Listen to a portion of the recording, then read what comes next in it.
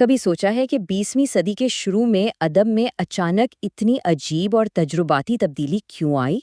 آج ہم بات کریں گے جدیدیت کی، ایک ایسی انقلابی تحریک جس نے لکھنے کے سارے اصول ہی توڑ کر رکھ دیے تھے۔ تو دیکھیے، جدیدیت صرف کوئی نیا ادبی انداز نہیں تھا، نہیں، یہ تو ایک زبردست بغاوت تھی۔ یہ ماضی کی ہر چیز سے، اس کے اصولوں، اس کی قدروں، اس کے کہانی کہنے کے طریقوں سے ایک جان بوجھ کر کیا گیا کٹاؤ تھا۔ مقصد صرف مختلف نظر آنا نہیں تھا، بلکہ کچھ بالکل ہی نیا بنانا تھا۔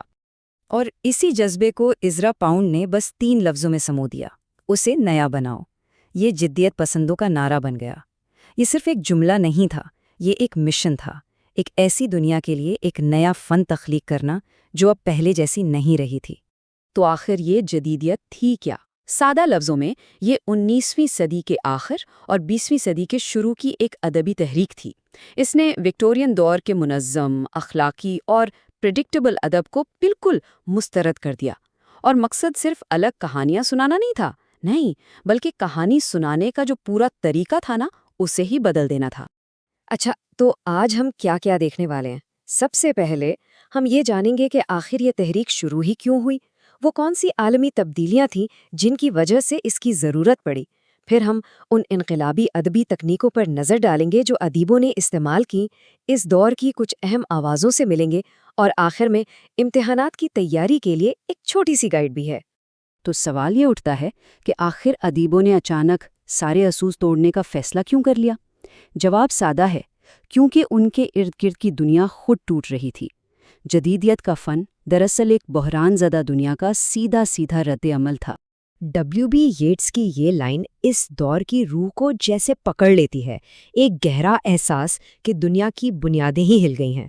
سوچیں ذرا، پہلی جنگ عظیم کی تباہی، بڑے شہروں کی افراتفری، فرائڈ جیسے مفکرین کے نئے نظریات، ان سب نے مل کر یقین کی پرانی دنیا کو ختم کر دیا تھا۔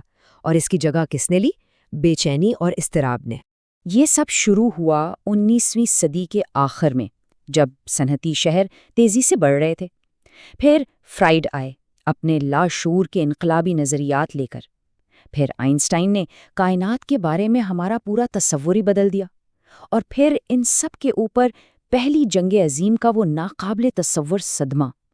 ان ساری قوتوں نے مل کر پرانی یقینی دنیا کو ہمیشہ کے لیے توڑ پھوڑ کر رکھ دیا۔ یہاں پر دو دنیاؤں کا تصادم صاف نظر آتا ہے۔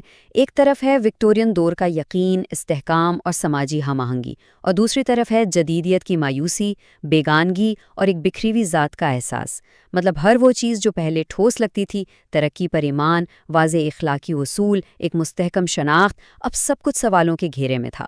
تو مسئلہ یہ تھا کہ اگر دنیا ہی بکھر گئی ہے تو اس کے بارے میں لکھا کیسے جائے؟ ظاہر ہے پرانے طریقے تو کام نہیں آ سکتے تھے، نئے اوزار ایجاد کرنے پڑے۔ تو آئیے اب ان ادبی ٹیکنیکس پر نظر ڈالتے ہیں جو جدیدیت پسندوں نے اس نئی ٹوٹی پھوٹی حقیقت کو بیان کرنے کے لیے بنائی تھیں۔ یہ ہیں وہ اوزار جو جدیدیت پسندوں کے ہاتھ میں تھے۔ روایتی، سیدھے سادھے پلاٹ کو مسترد کرنا، انسانی ذہن کی گہرائیوں میں اترنا۔ ان میں سے ہر ایک تکنیک کا صرف ایک ہی مقصد تھا: جدید زندگی کی افراتفری، اس کے ابہام اور اس کی اندرونی پیچیدگی کو سچائی کے ساتھ پیش کرنا۔ اور اس کی سب سے بہترین مثال ہے شعور کی رو۔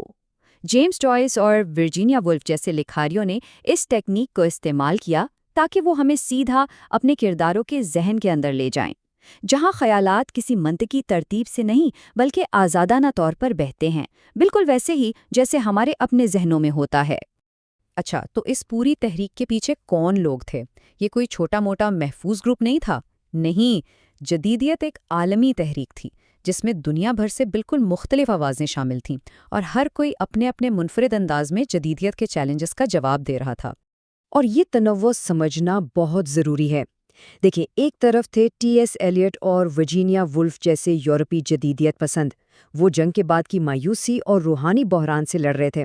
ان کا سوال تھا ایک ٹوٹی ہوئی مغربی تہذیب میں معنی کیسے تلاش کیے جائیں۔ لیکن وہیں دوسری طرف امریکہ میں ہارلم رینیساں کے لکھاری تھے جیسے لینگسٹن ہیوز۔ وہ جدیدیت کی انہی ٹیکنیکوں کو سیاہ فام شناخت کو منانے اور نسل پرستی سے لڑنے کے لیے استعمال کر رہے تھے۔ ان کا سوال تھا ظلم کے سامنے ایک نئی آواز کیسے بنائی جائے۔ تو دیکھیں دونوں ہی دنیا کو نیا بنا رہے تھے، لیکن اپنے اپنے بالکل منفرد زاویوں سے۔ تو ہم نے کیوں، کیسے اور کون کو سمجھ لیا۔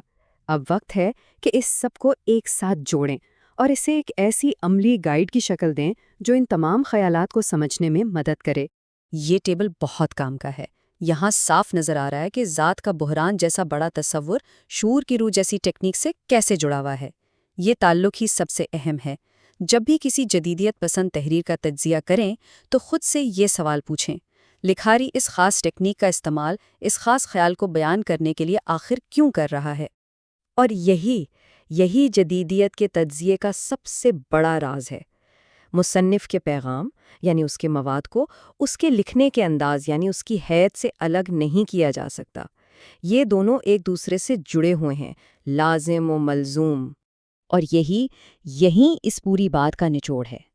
جدیدیت پسندوں نے کہانی کہنے کا طریقہ اسی لیے توڑا کیونکہ وہ ایک ایسی دنیا میں رہ رہے تھے جو خود ٹوٹی ہوئی محسوس ہوتی تھی۔ ان کا حیات کے ساتھ تجربہ کرنا صرف کوئی دکھاوا نہیں تھا، نہیں، بلکہ یہ سچائی بیان کرنے کا واحد طریقہ تھا جو ان کے پاس تھا۔ تو آخر میں ایک سوال چھوڑے جاتے ہیں۔ اگر جدیدیت اپنے دور کی افراتفری کا فنی جواب تھی تو آج کا فنی جواب کیا ہے؟ آج کے فنکار ہماری اپنی اس بکھری ہوئی پیچیدہ دنیا کو سمجھنے اور بیان کرنے کے لیے کیا کر رہے ہیں؟ یہ ایک ایسا سوال ہے جس پر سوچنا بنتا ہے۔